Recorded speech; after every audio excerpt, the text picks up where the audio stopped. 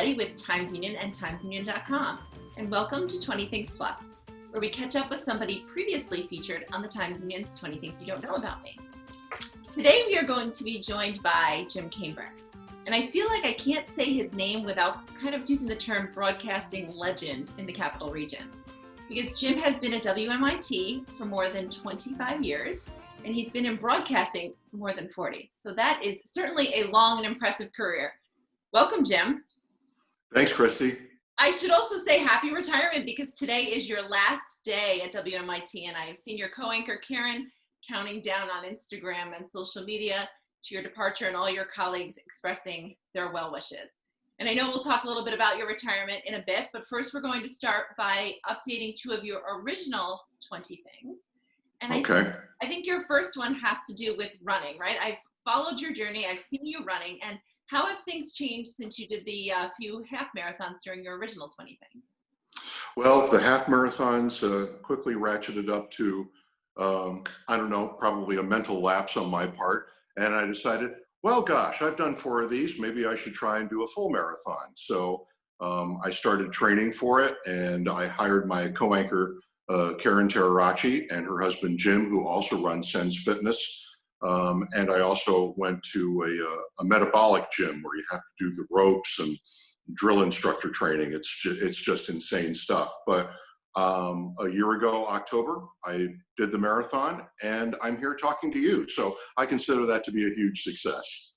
How did it feel to complete that? I'm guessing if it was October, was it the one that is part of Schenectady? And yes, the Hudson Mohawk Marathon. You start in Schenectady and run down to the Corning Preserve and finish at Jennings Landing. It was a beautiful day. We had beautiful fall colors, and running along the Mohawk was like running through a Hudson River painting, vintage 1800s. And I mean, it was just absolutely gorgeous. It took me 5 hours and 17 minutes to run it. I kept myself slow because I didn't want an ambulance to be involved in the process at any point in this. But I made it, I finished it, and I felt terrific, and my family was very proud of me. I love how you say that 5 hours is slow. It would probably take me 5 days. So I think it's incredibly impressive. Now, your next update has to do with a vegetable, and I'm guessing this vegetable was not one of your fuels for running, right? Correct. Yeah. Brussels sprouts. I've had a long history with Brussels sprouts and my dislike of them. And I was reminded by my wife that when I posted my original 20 things, I was incorrect.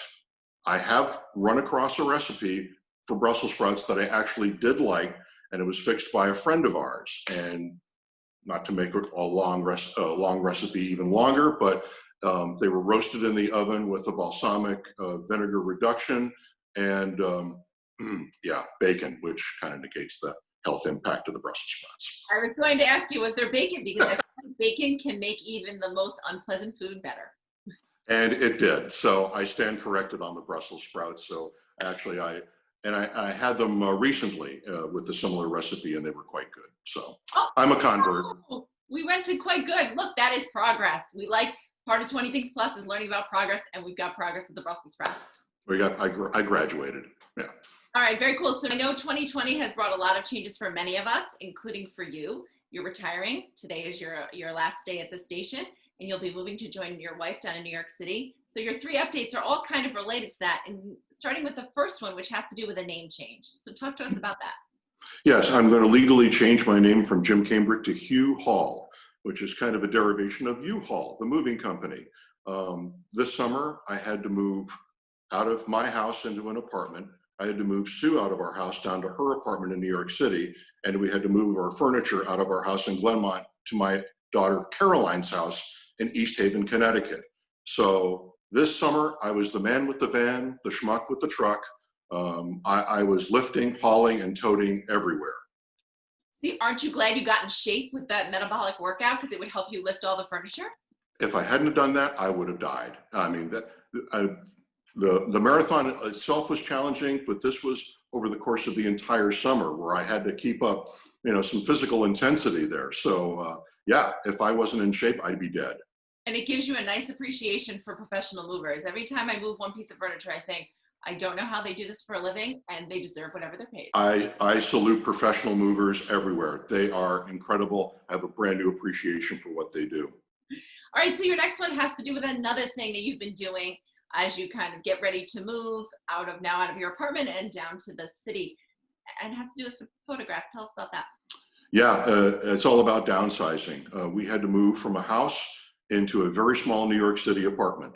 And looking down in our basement, Sue and I looked at it and we were like, oh my gosh, we got 30 years worth of stuff in the basement. So we sold most of our possessions, gave most of our furniture to Caroline, but then there were the photographs, boxes and boxes and boxes of them. 30 years of loose photographs. I mean, these are not in albums, people. I mean, I have to go, okay, do I keep this one? Do I keep that one? And it's been an agonizing process since June I've been at this. And I've just been converting them to digital and weeding out what I don't need. So what are you doing? You're hand scanning them all in, cropping them, and then saving them? I downloaded a program from Google, and it color corrects them, and it takes the glare out of them, but you have to cover 4 dots on your screen in order to do them. And I've been using my iPad for them. It's worked pretty well. It's tedious and it's time consuming because, again, these are all loose photographs, and Sue is really not here with me for me to ask, do you want to keep this one? Do you want to keep that one? So it's been a process. I feel like unless there's a finger in front of the lens, the answer is always yes. You keep the photo, you never It's like, that was such a good photo, but then there's this, right in front of it. Yeah. Okay, and then your last one. I know when we talked about a month ago that when you announced your retirement, I said to you, what are you going to do now that you're retired? And you said, I'm not sure, but I'll explore my options. So have you come up with any more options or any ideas of what you'll be doing in retirement? I'm trying to develop a daily routine. I think I'll, when I wake up, the Central Park is right across from my apartment. So I think I'll take a run around the reservoir a couple of times, which is right close by. The museums have started to open up to 25% capacity, although with the numbers rising again in New York City, that may change in the coming weeks. So I'll have to remain adaptable. But New York is just a fun place to walk around in. So I will probably do that. In terms of work, I'm going to take it easy for a while. I'm going to vacation. I've been, working pretty steadily for 41 years, and I'm going to take a bit of a break and just see what comes to me. And I know you like to fish, so will fishing be part of your retirement plan?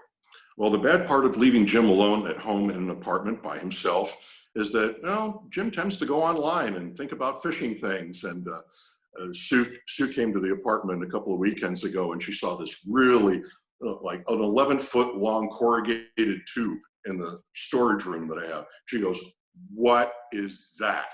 Yeah, you're supposed to be downsizing. It's a surf casting pole. What did you get that for?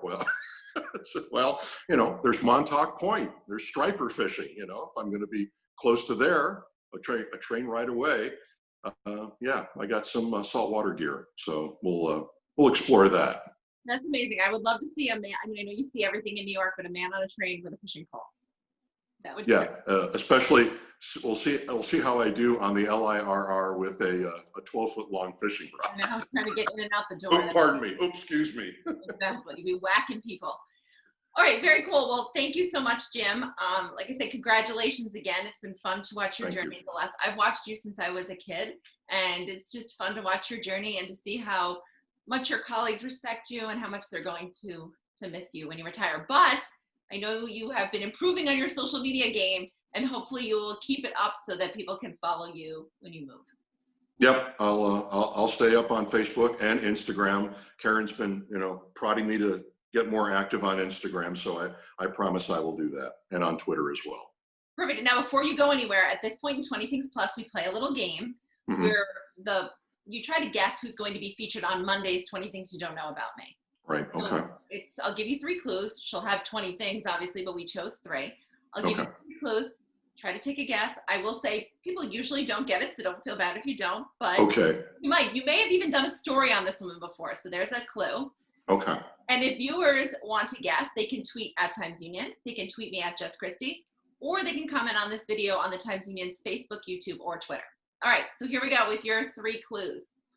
I refer to our governor as Uncle Cuomo. I was pregnant during the pandemic and listened to his news briefings every day. I often joke that my now 7-month-old will grow up thinking Uncle Cuomo lives in the next room. The next one. One of the most exciting moments in my life was when I was invited to participate in a global altruism conference in the Bay Area. Number 3. I know you have a sense of humor, so I feel like you will appreciate number 3. Okay. I once had a date drive me to Ithaca for a surgery consult for my pet chicken. My date was a farmer, but he humored me anyway.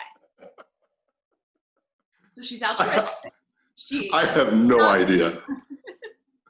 I have the chicken one just threw me. The chicken one.